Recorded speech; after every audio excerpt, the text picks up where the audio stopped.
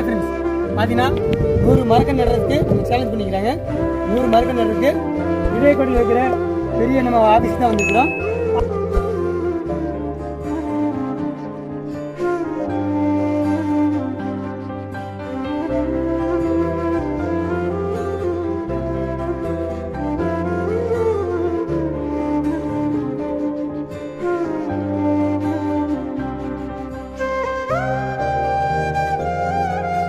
அப்பா நம்மால் என்ன சொல்றாங்க, தண்ணியை ஏண்டா பூமிக்குள்ள தேடுற, தண்ணியை வானத்துல தேடணும்டா, மேகத்துல தேடணும்டா.